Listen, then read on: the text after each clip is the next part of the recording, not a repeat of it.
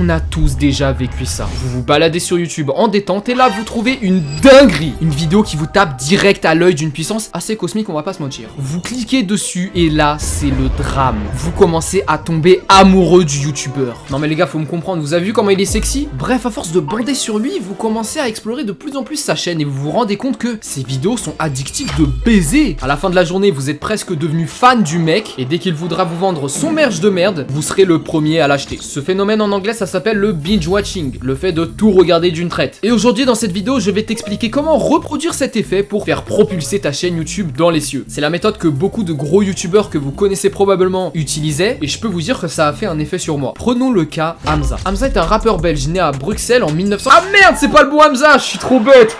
Hamza est un youtubeur développement personnel qui a littéralement explosé d'un coup sur le YouTube anglophone, amassant des millions de vues sur ses vidéos en un claquement de doigts. Il est aujourd'hui l'un des piliers de ce mouvement et si vous me parlez de développement personnel, la première personne à laquelle je vais penser, c'est bien sûr lui. Mais pourquoi est-ce que je vous parle de lui? Parce qu'il a tout compris sur comment vous rendre addict à son contenu. C'était d'ailleurs une méthode tellement dangereuse qu'il a lui-même arrêté pour faire des vidéos plus chill. Mais bref, tout ça pour dire que ça a marché sur moi. Qu'à une époque, j'étais complètement matrixé par son contenu et qu'aujourd'hui, je pense qu'on peut le dire, il a changé ma vie. Et vous savez quoi? Je pense que vous avez tous exactement la même histoire que moi, mais avec un autre youtubeur, LohanLV, ce gros plagieur. Mais ouais, tous ces deux youtubeurs dev perso, ils ont percé grâce à un effet boule de neige. T'as une vidéo qui est mise en avant de fou, tout le monde la regarde, et petit à petit, ce monde se redirige vers tes autres vidéos pour qu'elles atteignent le même nombre de vues. Et au passage, ça te permet de fidéliser une communauté solide de fous furieux. Oui bon ok, on a compris tous les avantages, mais c'est comment on fait l'effet, frère. Ok, déjà premier truc, peut-être pas indispensable, mais qui fait clairement la différence. Il faut un bon montage. Alors oui, on n'est pas tous bons en montage. On n'a pas tous vu ma vidéo formation qui est en premier lien dans la description.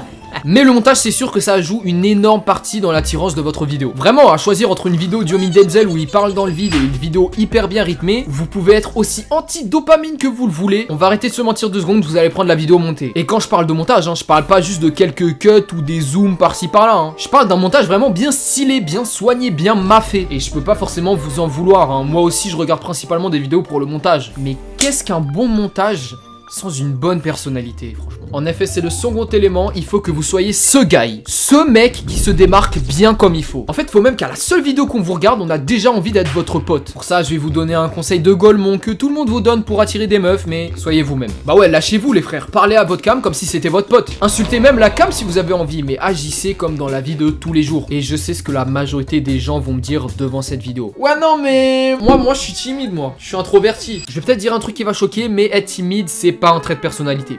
C'est un défaut qui vous empêche de justement être pleinement vous-même. Et je parle en connaissance de cause les gars, je suis le mec avec le plus d'anxiété sociale du monde. Mais ça m'empêche pas de me montrer face to face devant la caméra et de parler d'un sujet précis. Même si j'ai envie de faire une danse TikTok, qui est-ce qui m'empêche?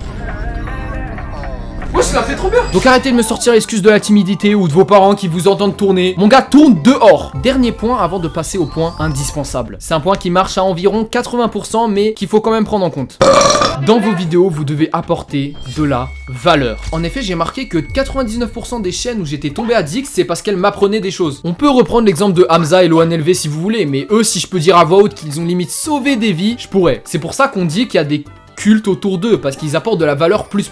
Moi par exemple j'apporte de la valeur dans mes vidéos sur comment gérer YouTube, comment faire du montage, mais il y aura jamais de culte sur moi. Déjà parce que je vous autorise pas MDR, mais surtout parce que j'offre très peu de conseils de vie en fait. J'ai pas sauvé des gens de la dépression, ou si, mais avec des bruits de paix pendant 2 secondes, donc c'est pas viable sur le long terme. Ce que je veux dire c'est que plus vous apportez de la valeur aux gens, plus vous allez devenir attachant, parce que aux yeux des gens vous êtes utile. Si on peut appuyer encore plus ce point, on va prendre l'exemple de mes 2 chaînes, Médoc 1 et Médoc 3. Me demandez pas l'existence de Médoc 2 les gars s'il vous plaît. Dans la chaîne Médoc 3, on peut voir que j'ai 15 vidéos publiques et environ 50 000 vues, ce qui est stylé, et si vous arrivez à ce stade, vous pouvez déjà être très fier. Mais sur cette chaîne YouTube, j'ai 70 000 vues pour 15 vidéos pareilles. Donc vous allez me dire que c'est normal que j'ai plus d'abonnés sur Médoc 1 que sur Médoc 3. Sauf que sur Médoc 3, il y a 15 vidéos publiques. J'ai mis certaines vidéos en non répertoriées, ce qui fait que YouTube ne les compte pas. En réalité, j'ai beaucoup plus que 15 vidéos sur cette chaîne. Mais pourquoi j'ai plus d'abonnés sur celle-là alors? Vous l'avez compris, dans cette chaîne, j'apporte plus de valeur que dans mon ancienne chaîne. Autre comparaison, ma vidéo la plus vue sur Médoc 3 m'a rapporté 227 abonnés et la plus vue sur Médoc 1, 400. En gros, apprenez des trucs aux gens. Bref, je crois qu'il est temps de vous révéler le secret. Le secret qui va rendre tout le monde addict à vos vidéos. Ça y est les gars, je vais enfin le dire, je vais enfin vous le révéler les reilles. soyez répétitif. Énorme fils de pute de merde, c'est quoi ce conseil de merde, frère? Tu m'as donné un conseil de merde. Tout le monde dit que c'est de la merde, ton conseil, tu es une merde humaine, merde.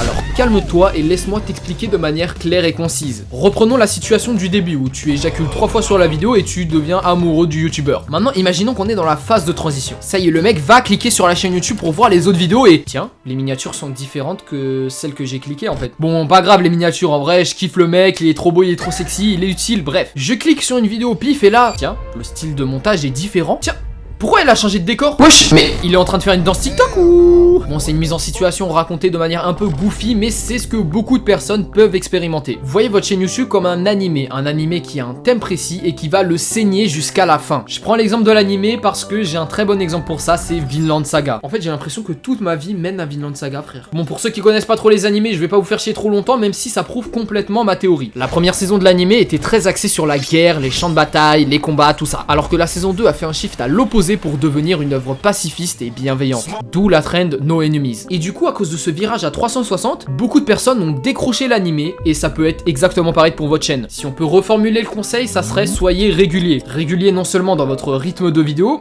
pas comme moi, mais aussi dans votre manière de faire des vidéos. Utilisez les mêmes animations pour vos montages, utilisez les mêmes musiques, la même structure et surtout, concentrez-vous sur une même niche. Ça me tue de voir des mecs qui ont énormément de potentiel, qui font des 15 000 vues et qui après font 500 vues parce qu'ils font totalement autre chose qui a rien à voir. Et ce conseil, il peut paraître un peu merguez.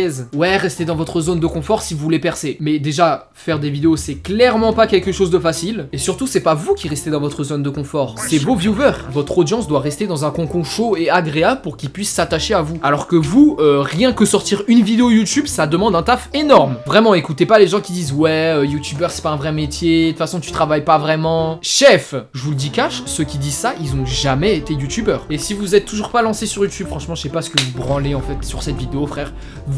Casse-toi, gros, casse-toi. Mais avant ça, abonne-toi à ma chaîne YouTube, achète la formation dans la description et suce ma gourde. Ma gourde.